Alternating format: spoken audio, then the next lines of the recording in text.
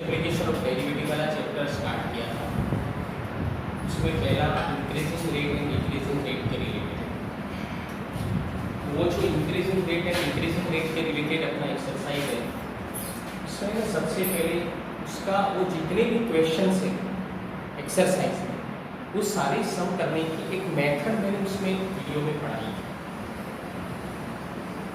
देखो सारे sums method पढ़ाई की है, उसकी फोटोग्राफी भेजेंगे आपको।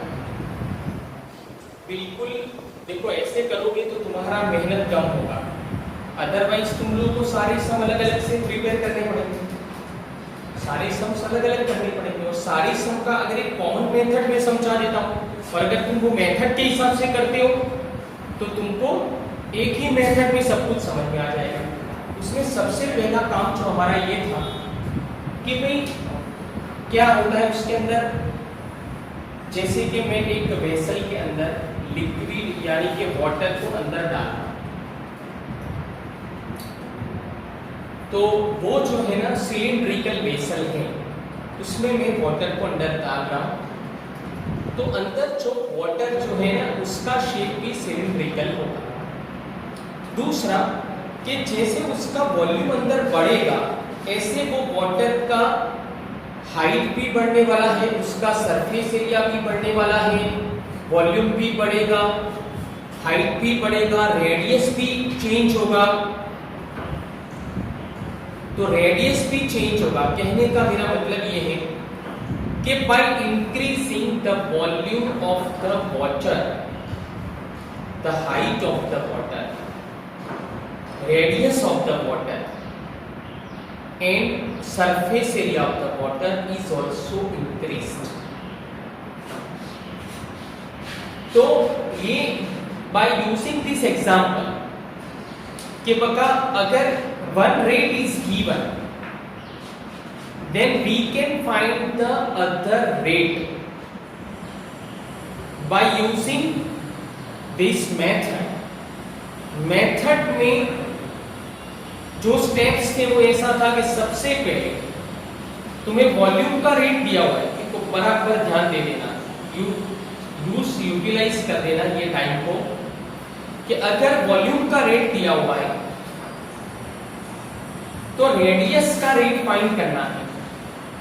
तो वो पूरे एक्सरसाइज के अंदर हमें V एंड R का रिलेशन चाहिए, वॉल्यूम का एंड R का रिलेशन चाहिए। आप सबको पता है कि भाई सिलेंडर का वॉल्यूम फाइंड करने का फॉर्मूला जो तुमने 10th में भी पढ़े थे, volume of the cylinder, surface area, curve surface area of the cylinder आता है, फिर सिलेंडर के अंदर ऊपर सर्कल आता है, नीचे बॉटम में सर्कल आता है, ठीक है ना। तो total surface area of the cylinder आता है, total surface area of the cylinder आता है। तो ये सारे फॉर्मूला 10th स्टैंडर्ड में पढ़े थे। फिर तुमने कौन के बारे में भी पढ़ा था, कॉन्स के बाद कौन के बारे में भी स्टडी किया हो, तो उसके अंदर वॉल्यूम उसका इंक्रीज होगा, उसका उस लेंथ हाइट आता है, उसका ट्रू हाइट आता है, रेडियस आता है कौन के अंदर, उसके भी फॉर्मूला आते हैं, स्फीयर के थे। तो वो सारी सम्स एक्सरसाइज 6.1 में है, और वो जो मैंने तुम्हारा फर्स्ट लेक्चर लिया था उसके अंदर वो ये मेथड बताई थी। उसमें सबसे पहले वो रिलेशन लिखना है हमें, जिसका रेट दिया हुआ है, जिसका रेट फाइंड करना है, वो रिलेशन लिखना है सबसे पहले। अच्छा, वो रिलेशन लिखने के बाद हम उसका डिफरेंशिएशन करेंगे। जब वो लेक्चर बराबर ध्यान से देखना, उसके अंदर मैंने यूं कहा है कि ये पूरे चैप्टर के अंदर एप्लीकेशन ऑफ डेरिवेटिव सारे सम्स में हमको डिफरेंशिएशन करने का, बोलो क्या करने का है, डिफरेंशिएशन। इसीलिए तो इसका नाम है एप्लीकेशन ऑफ डेरिवेटिव, बोलो इसीलिए तो इसका नाम क्या है, application of derivative. Application of derivative यानी कि सारे सम्स के अंदर, अभी देखो मैंने 6.4 तक फिनिश किया, ठीक है ना। अच्छा, तो बात करना था 6.1 की, वो रिलेशन हमने लिख दिया, उसके बाद डिफरेंशिएशन करेंगे with respect to the time, बोलो with respect to the time differentiation करेंगे। उसके बाद क्वेश्चन में जो डेटा है उसको लिख देंगे, और वो डेटा लिखने के बाद वो जो डिफरेंशिएशन किया हुआ है उसके अंदर वैल्यू पुट करेंगे तो आंसर आ जाएगा। कैसा लग रहा है तुम्हें? वो फार्मूला लिखना, वो लिखा दिया फार्मूला, देख लेना।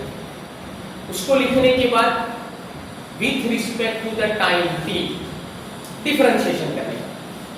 जैसे कि बका v is equal to sorry a is equal to pi R square है, सर्कल है सर्कल। ऐसा भी क्वेश्चन है कि बका एक पॉन्ड है, तो वो एक लेक है, तो लेक के अंदर मैंने स्टोन को डाल दिया। अब तुम स्टोन डालोगे तो क्या होगा, मान लो कि एक स्टोन डाल दिया हमने लेक के अंदर, तो क्या होगा कि वहां एक सर्कल प्रोड्यूस होता है, देखा है ऐसे एक सर्कल बनेगा। वो जो सर्कल प्रोड्यूस होगा ना स्टोन के गिरने के बाद, वो ऐसे थोड़ा स्प्रेड आउट होगा फिर चला जाएगा। तो वो जो सर्कल बना, समझे ना, उसका मान लो कि तुम लोगों को रेडियस का रेट दिया हुआ है, the radius of the circle is increased by 7 metre per second या 7 centimetre per second, then find the rate of increase in the area of the circle. समझे, तो एरिया का रेट फाइंड करना है, रेडियस का रेट दिया हुआ है। अब सर्कल की बात हो रही है, किसकी, सर्कल। तो सर्कल का एरिया फाइंड करने का फार्मूला कौन सा है बताओ, a is equal to pi R square. Differentiation करोगे तो a का differentiation dA upon dt is equal to pi constant है, बोलो पाई कांस्टेंट है। r स्क्वायर का डिफरेंशिएशन क्या करोगे, 2r dr by dt, dr by dt तुम्हारे पास है, r तुम्हारे पास होगा तो dA by dt मिल जाएगा। ऐसा सम है, 7 नंबर का क्वेश्चन है 6.1 में। समझ में आ रही है बात। तो बता ये रेट की बात होगी। 6.2 में इंक्रीजिंग फंक्शन है डिक्रीजिंग फंक्शन है, क्या है 6.2 में, इंक्रीजिंग फंक्शन डिक्रीजिंग फंक्शन। तुम घर पे जाके देखना, सारे उसका भी मेथड दिया था मैंने, मेथड पहले पढ़ाया है फिर बाद में सम करवाया। अच्छा, वो increasing function and decreasing function वाला जो एक्सरसाइज है उसमें फंक्शन लिखना है। अब बता तुम घर पे जाके देखोगे ना, सारे क्वेश्चंस में फंक्शन दिया हुआ है।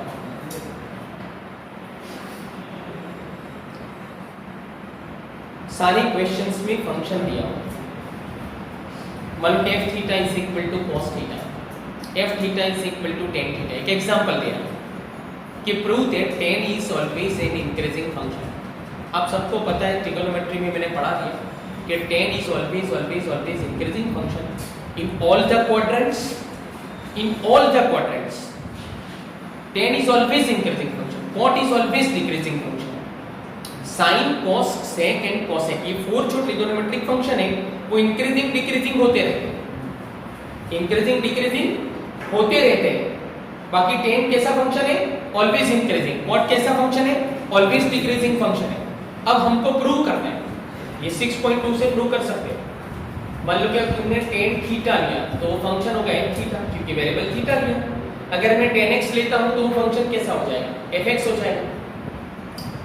tan x लेता हूं तो fx is equal to tan x। चलो इसका डिफरेंशिएशन क्या होता है, fx is equal to tan x का डिफरेंशिएशन क्या होगा, sec square x। अब sec square x क्या लगता है तुम्हें, sec square x कैसा फंक्शन है, sec x का होल स्क्वायर, और किसी भी नंबर का स्क्वायर कैसा होगा, मतलब वो f'(x) is equal to sec square x है, और sec x होल स्क्वायर है। किसी भी नंबर का स्क्वायर हमेशा पॉजिटिव होता है, मतलब उसका f'(x) कैसा हुआ, पॉजिटिव हो गया। If f'(x) is greater than 0 then f is increasing function. वो कंडीशन है, वो कंडीशन है, याद रखना जितना पढ़ा। f'(x) ग्रेटर देन 0 है तो f is always an increasing function होगा।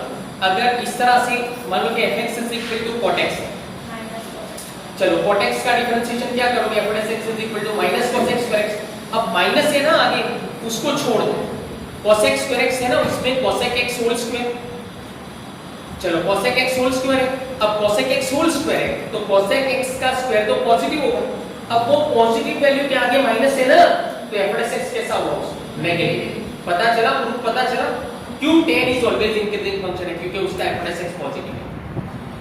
क्यों cot is always decreasing function है, क्योंकि उसका f'(x) नेगेटिव है। अच्छा, उसकी मेथड बता रहा हूं कि जो इंक्रीजिंग डिक्रीजिंग फंक्शन है उसकी मेथड ऐसी है, इंक्रीजिंग डिक्रीजिंग फंक्शन की मेथड ऐसी है कि बता देखो, सबसे पहले राइट डाउन f(x) है, 6.2 करने की मेथड बता रहा हूं। राइट डाउन f(x) है, f(x) लिखो, f(x) लिखने के बाद सेकंड स्टेप में do the differentiation with respect to x। अगर वेरिएबल x है तो with respect to x differentiation करो, अगर f थीटा है, वेरिएबल थीटा है, तो with respect to theta differentiation करो, ठीक है, with respect to theta differentiation करो, ठीक है। अच्छा, तो f' थीटा f'(x) फाइंड करने का है, दो स्टेप हो गए ना, याद रखो। क्या पहला स्टेप क्या था, f(x) लिखो, 6.2 करने का पहला स्टेप कौन सा? fx लिखो, f थीटा लिखो, पता चल गया? फंक्शन लिखना है। ओके, चलो दूसरा स्टेप कौन सा है? डिफरेंशिएशन करो। पूरे चैप्टर में सुनना ध्यान से, पूरे चैप्टर में सेकंड स्टेप है डिफरेंशिएशन करने का, सारी एक्सरसाइज की मेथड में। तो सेकंड स्टेप कॉमन निकाल दिया। सेकंड स्टेप क्या है? याद रखना है जितना पढ़ा रहा हूं प्लीज। सेकंड स्टेप क्या है तुम्हारा? डिफरेंशिएशन का, है ना? और सबके अंदर पूरे चैप्टर में, ये पूरे चैप्टर में एओडी में पहला स्टेप जो है ना वो फार्मूला लिखने का है। या तो कर्व का इक्वेशन लिखो या फंक्शन लिखो, पर लिखना है। समझ में आ रही है बात? वो लिखने का पहला स्टेप है। दूसरा स्टेप कौन सा है बोलो? डिफरेंशिएशन करने का है। दूसरा स्टेप कौन सा है? डिफरेंशिएशन करने का है। दूसरा स्टेप डिफरेंशिएशन करो। तीसरा स्टेप, उसमें कंडीशन है कि if f(x) greater than 0 then f is strictly increasing function, greater than 0 है। इफ f(x) ग्रेटर देन और इक्वल 0 है तो ये इंक्रीजिंग फंक्शन होगा, उसको सिर्फ बोलेंगे इंक्रीजिंग फंक्शन है, f is increasing function. Similarly if f(x) less than 0 है, लेस देन 0 है तो स्ट्रिक्टली डिक्रीजिंग फंक्शन, ठीक है? f(x) लेस और इक्वल 0 है तो ओनली डिक्रीजिंग फंक्शन। ओके, वो कंडीशन है। अब वो जो कंडीशन है, ये जो 6.2 एक्सरसाइज है, उसमें मैंने वीडियो में बोला था कि इसके अंदर दो टाइप के सम है, दो टाइप के सम। एक है increasing function decreasing function prove करने के सम्स, प्रूव करने के सम्स है। तो हमने fx लिखा, f(x) फाइंड कर दिया। फिर अगर हमें प्रूव करना है कि इंक्रीजिंग फंक्शन है तो हम क्या दिखा देंगे? f(x) ग्रेटर देन 0 है। इतनी आसान बात है। हमको प्रूव करना है कि इंक्रीजिंग फंक्शन है तो हम क्या दिखा देंगे? इंक्रीजिंग f(x) ग्रेटर देन 0 है। डिक्रीजिंग फंक्शन प्रूव करना है तो क्या दिखा देंगे? f(x) लेस देन 0 है। समझ गए? f(x) लेस देन 0 है तो डिक्रीजिंग प्रूव हो जाएगा। अगर प्रूव करना ही है, इंक्रीजिंग प्रूव करना ही है तुम्हें, तो f(x) ग्रेटर देन 0 लिख दो तो प्रूव हो जाएगा। प्रूव करने का कहा है तो होता होगा तो ही कहा होगा ना, तो वहां पर क्या हो गया? कॉमन सेंस हो गई ना कि बगैर f(x) ग्रेटर देन 0 दिखा दो तो प्रूव हो जाएगा, क्योंकि प्रूव करने का कहा है। इस तरह से डिक्रीजिंग प्रूव करना है तो f(x) लेस देन 0 दिखाना है, ठीक है? अच्छा, 6.2 समझ में आया? 6.3 टेंजेंट एंड नॉर्मल्स का है। फिर से एक बार 6.1 किसका बोला मैंने? Increasing rate and decreasing rate का बोला। 6.1 किसका बोला मैंने? Increasing rate and decreasing rate का बोला मैंने, ठीक है? तो इंक्रीजिंग रेट डिक्रीजिंग रेट। 6.2 किसका बोला मैंने? 6.2 इंक्रीजिंग फंक्शन है, डिक्रीजिंग। 6.3 जो है ना वो टेंजेंट एंड नॉर्मल्स का है।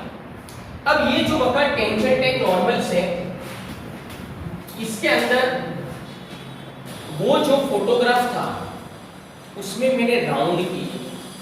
तुम्हारा जो एक्सरसाइज है उसमें मैंने कर्व के इक्वेशंस के ऊपर राउंड करके भेजा है।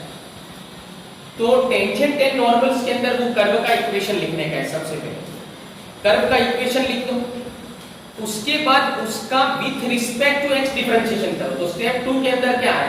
डिफरेंशिएशन करने का आ गया। स्टेप 2 में क्या आ गया? डिफरेंशिएशन करने का आ गया। स्टेप 1 के अंदर क्या करने का है? इक्वेशन लिखो, जो राउंड करके मैंने भेजी वही लिख के लिखने का है। तो वो तो अंदर से लिख के लिख सकते हो कि नहीं? अच्छा, स्टेप 2 के अंदर क्या करने का है? डिफरेंशिएशन करो। बोलो, स्टेप 2 के अंदर क्या करने का है? डिफरेंशिएशन करो। चलो, डिफरेंशिएशन कर दिया। उसके बाद वो जो dy by dx मिलता है ना, उसको स्लोप ऑफ टेंजेंट है। अब इसके अंदर 30% क्वेश्चन ऐसे हैं जिसके अंदर हमें स्लोप ऑफ टेंजेंट फाइंड करने हैं, तो वो सम तो वहां पर फिनिश हो गए। जो dy by dx मिलेगा ना डिफरेंशिएशन करने से, उसको स्लोप ऑफ टेंजेंट कहते हैं, dy by dx। तो ये स्लोप फाइंड करने की मेथड हो गई। 3 मेथड मैंने तुमको 11th में पढ़ाई थी, difference of y coordinate upon difference of x coordinate बराबर अगर कोऑर्डिनेट्स है। दूसरे नंबर पे इक्वेशन है तो डिफरेंशिएशन करके फाइंड कर सकते हो, समझे ना। इक्वेशन है तो डिफरेंशिएशन करके स्लोप फाइंड कर सकते हो। और दूसरा है minus coefficient of x upon coefficient of y को फार्मूला से भी कर सकते हो। तीन मेथड हो गए, फार्मूला भी बोला ना मैंने, minus coefficient of x upon coefficient of y। और अगर कोई भी लाइन का यानी कि टेंजेंट का पॉजिटिव x एक्सिस के साथ का एंगल दिया हुआ है तो m tan थीटा वाले फार्मूला से स्लोप फाइंड होता है। अच्छा ओके, तो बका क्या करना है तुमको 6.3 में कर्व का इक्वेशन लिखना है, फिर उसका क्या करने का है, डिफरेंशिएशन करने का। डिफरेंशिएशन करने से क्या मिलेगा तुम्हें, dy by dx। उसको क्या कहते हैं, स्लोप ऑफ टेंजेंट कहते हैं उसको, स्लोप ऑफ टेंजेंट कहते हैं। अच्छा, वो स्लोप ऑफ टेंजेंट मिला, उसका रेसिप्रोकल एंड अपोजिट लेने से तुम्हें स्लोप ऑफ नॉर्मल मिलेगा, रेसिप्रोकल एंड अपोजिट। तो कुछ क्वेश्चंस ऐसे भी है जिसके अंदर हम लोगों को नॉर्मल का स्लोप फाइंड करने का बोला है। अच्छा, अब आगे बात दूसरे जो सम्स हैं उसके अंदर इक्वेशन ऑफ टेंजेंट फाइंड करने का। इक्वेशन ऑफ टेंजेंट के लिए तुम्हें क्वेश्चन में पॉइंट दिया हो और स्लोप ऑफ टेंजेंट तुम्हें डिफरेंशिएशन से मिला। बोलो, स्लोप ऑफ टेंजेंट तुम्हें डिफरेंशिएशन से मिला। ये सब इसीलिए मेहनत कर रहा हूं, याद कर रखने का हूं, इसको अभी ये टेंशन रखना। स्लोप ऑफ टेंजेंट मिला और पॉइंट दिया हुआ है, तो तुम्हें पता है 11 के अंदर तुमने स्लोप पॉइंट इक्वेशन पढ़ा था, y - y1 = m ब्रैकेट में x - x1। अभी जैसे मैं तुम्हारा 11th का लाइन का इक्वेशन है, स्लोप ऑफ द लाइन है, उसकी डिस्कस की ना मैंने 12th में। अभी बका ये वाला जो अभी डिस्कस कर रहा हूं, ये चैप्टर्स जो है ना वो इंजीनियरिंग के अंदर बहुत काम के चैप्टर है, वरना वो समझ में नहीं आएगा तुम्हें। उसका जो भी है फिजिक्स से और मैथ से वो समझ में नहीं आएगा फिर तो। चलो, तो स्लोप ऑफ टेंजेंट फाइंड करने का आ सकता है, स्लोप ऑफ नॉर्मल फाइंड करने का आ सकता है, इक्वेशन ऑफ टेंजेंट फाइंड करने का आ सकता है, उसके लिए पॉइंट दिया होगा। अच्छा, पॉइंट हो तो हमारे पास इक्वेशन है y - y1 = m ब्रैकेट में x - x1, ठीक है। अच्छा, slope equation of slope of normal से इक्वेशन ऑफ नॉर्मल भी मिल सकता है। अगर तुम स्लोप में नॉर्मल के स्लोप का यूज करो तो नॉर्मल का इक्वेशन मिल जाएगा तुम लोगों को, समझे ना। अच्छा, फिर दूसरे कुछ सम्स ऐसे हैं जिसके अंदर हम लोगों को कर्व को ऑर्थोगोनल प्रूव करने का। अब कर्व को ऑर्थोगोनल प्रूव करने का है तो वो दोनों कर्व का जो इक्वेशन है उसका डिफरेंशिएशन करेंगे और जो dy by dx हमें मिलेगा, बराबर में जो dy by dx हमें मिलेगा ना दोनों का, वो दोनों के स्लोप होगा। अब बका परपेंडिकुलर की कंडीशन तुम्हारे 11th में आती थी कि अगर दो लाइन के स्लोप है, अगर दो लाइन के स्लोप का प्रोडक्ट माइनस बने ना, m/m2 माइनस बने, m/m2 -1, वो परपेंडिकुलर लाइन की कंडीशन है कि स्लोप का प्रोडक्ट अगर माइनस बने तो स्लोप्स अगर प्रोडक्ट ऑफ द स्लोप -1 बने, उसको ऐसे भी बोल सकता हूं कि if slopes are reciprocal and opposite then the lines are perpendicular to each other। तो इस तरह से टेंजेंट इधर परपेंडिकुलर हो जाएंगे और अगर टेंजेंट परपेंडिकुलर है तो कर्व भी परपेंडिकुलर होंगे, क्योंकि दो कर्व के टेंजेंट के बीच में जितना भी रिलेशन होता है, जो रिलेशन होता है टेंजेंट के बीच में जो एंगल होता है वो कर्व के बीच का एंगल कहते हैं। अगर टेंजेंट परपेंडिकुलर है तो कर्व परपेंडिकुलर होते हैं। डिस्कशन फिनिश किया मैंने 6.3। उसके बाद 6.4 में बका मैंने अप्रोक्सीमेट वैल्यू, तुमने वीडियो देखा हो तो इतना अच्छी तरह पढ़ाया ना। पहले 15 सम्स एक मेथड के थे, उसमें fx लिखने का था, fx लिखने का था। मान लो कि मुझे 31/1/5 का अप्रोक्सीमेट वैल्यू फाइंड करना है। किसका? 31/1/5। 32 का तो फिफ्थ रूट पॉसिबल है 2 है, 32 का फिफ्थ रूट 2 है, समझे ना। 81 का फोर्थ रूट 3 है, 82 का फोर्थ रूट फाइंड करना है तो उसमें अप्रोक्सीमेट वैल्यू आएगा, क्योंकि उसमें पॉइंट वाला आंसर आएगा। समझ में आ रही है ना बात? अच्छा, तो उसमें fx लिखना है, f' तो करना ही है फाइंड। उसके बाद x + Δx क्वेश्चन से लिखने का है और फिर x ऐसा डिसाइड करना है, जैसे 31/1/5 है तो x की वैल्यू 32 ले ले हम लोग, समझे ना। x की वैल्यू 32 ले ले, तो x की वैल्यू 32 लेने से डेल्टा x की वैल्यू x + Δx = 31 है। 31 का हमें फिफ्थ रूट फाइंड करना है, तो 31 जो है ना वो x प्लस डेल्टा x होगा। उसके अंदर बका तुम x की वैल्यू ऐसी सिलेक्ट करो जिसका फिफ्थ रूट पॉसिबल हो।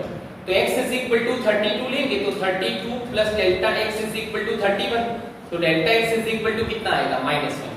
फिर वो जो अप्रोक्सीमेट वैल्यू फाइंड करने का फार्मूला है फिक्स है, वो लिखना है, उसके अंदर वैल्यू पुट करने की है और फिर सिंपलीफाई करेंगे तो आंसर। अच्छा, उसके बाद 6.4 में एरर्स के सम थे 4-5 थे। वो जो एरर वाले जो सम थे ना उसकी मेथड और रेट वाले जो सम 6.1 डिस्कस थे उसकी मेथड सेम है, देखना कर जाए वो बेच चुका हूं। वो दोनों की मेथड कैसी है बोलो? सेम है। वो दोनों की मेथड सेम है, किसकी? एरर्स के रिलेटेड सम्स करने की एंड रेट के रिलेटेड सम्स करने की। 6.1 एंड 6.4 रेट एंड एरर्स, उसकी मेथड सेम है। रेट में हम लोग क्या करते थे? हम सबसे पहले रिलेशन लिखते थे जिसका रेट दिया हुआ है, जिसका रेट फाइंड करने का। एरर के अंदर भी वही करने का। देखो बका, अगर हमें एक सिंपल पेंडुलम का एक्सपेरिमेंट करना हो, जैसे तुम प्रैक्टिकल लैब में हो और तुम एक्सपेरिमेंट कर रहे हो, अब तुमने वो पेंडुलम का एक्सपेरिमेंट करने के लिए तुम्हें ऑब्जर्वेशंस तो लेना पड़ेगा ना, प्रैक्टिकल करोगे तो। अब तुमने लेंथ मेजर किया, वो हकीकत में 10.2 सेंटीमीटर था लेंथ ऑफ द स्ट्रिंग, इसके ऊपर हम लोग जो एक्सपेरिमेंट करने के लिए यूज करेंगे। 10.2 था, लेकिन तुमने मेजर किया तो 10 सेंटीमीटर तुमने लिख दिया। तो एरर्स की बात कर रहे थे, वो 10.2 सेंटीमीटर उसका लेंथ है। तो उसका लेंथ अगर 10.2 सेंटीमीटर है बता, और वो 10 सेंटीमीटर मैंने मेजर किया, उसके बाद फिर वो मैंने पूरा एक्सपेरिमेंट कर लिया। अब पूरा एक्सपेरिमेंट फिनिश हो गया, दूसरा ऑब्जर्वेशंस ले लिए, कैलकुलेशंस कर लिए, और हमने टाइम पीरियड उसका फाइंड कर दिया t = 2π/L/g। उसमें L आ रहा है। अब वो L हमने पुट किया 10 सेंटीमीटर, हकीकत में वो कितना था? 10.2 सेंटीमीटर। बाद में पता चला कि 10.2 था और 10 से कर दिया। अब वो पूरा एक्सपेरिमेंट अगर तुम्हें नहीं करना है ना, तो तुम ये वाली मेथड अप्लाई करोगे ना जो मैं अभी पढ़ा रहा हूं तुम्हें। एरर्स, अगर लेंथ में एरर आ गया और टाइम पीरियड के अंदर अगर तुम लोगों को एरर फाइंड करने की है, तो वो टाइम पीरियड में एरर को तुम सुधार सकते हो ये वाली मेथड से। t = 2π/L/g लिखो। अच्छा, L के अंदर एरर है तो तुम L के रिस्पेक्ट में डिफरेंशिएशन करो, तो dt/dl मिलेगा। डिफरेंशिएशन तो सेकंड स्टेप में करना ही है, पहले फार्मूला लिखना है जो रेट में लिखते थे। अच्छा, डिफरेंशिएशन सेकंड स्टेप में सारे चैप्टर में बोला, कितनी बार बोला? आज ही बोला मैंने, कितनी बार बोला होगा ऐसा। अरे कर कितनी मेहनत कम हो जाएगी तुम्हारी, खाली समझ लो एक बार, अच्छे मार्क्स आएंगे, बाहर के सम कर पाओगे तुम लोग। तो फार्मूला लिखना है, दो 3 बार बोल रहा हूं एक चीज में तुम्हें। फार्मूला लिखना है, डिफरेंशिएशन सेकंड स्टेप में करना है। कहां पर? पूरे चैप्टर में। बोलो कहां पर? पूरे चैप्टर के अंदर। अच्छा, वो डिफरेंशिएशन कर दिया, उसके बाद एक एरर दिया हुआ है और जो डेटा दिया हुआ उसका लिस्ट क्वेश्चन में से लिखना है। अब एरर फाइंड करने का फार्मूला लिखने का है। देखो, ये फार्मूला बनाने की मैं तुम्हें एक मेथड समझा देता हूं एरर फाइंड करने का फार्मूला। जैसे कि मैं इमरान में एरर है, इसको मैंने डेल्टा आई बोल दिया। इमरान में एरर है, ये डेल्टा आई। अच्छा, ये जो एरर मैंने गलती कर दी, मुझमें जो एरर है तो वो एरर तुम्हारे अंदर एंटर हो जाएगी। तो मान लो कि तीर्थ में एरर आ गई, अब वो फाइंड करना है। तीर्थ में एरर को मैं बोल देता हूं डेल्टा टी। तो बका फार्मूला ऐसे बनता है कि जिसमें जो एरर फाइंड करने की है वो तो मास्टर बनेगा। Delta T is approximately equal to dt upon di into delta I, मतलब दो बार कंटिन्यूअस जिसमें एरर फाइंड करने की है वो आएगा delta T is equal to D T upon D I into delta. अब अश्विन तो ए लेता हूं, डेल्टा ए क्या बनेगा बोलो, डेल्टा ए, ये फार्मूला सीख लो तुम लोग कैसे लिखना है। Delta A is approximately equal to बोलो डी, दो बार अश्विन को लेना है कंपलसरी, बस इसको याद रख लो।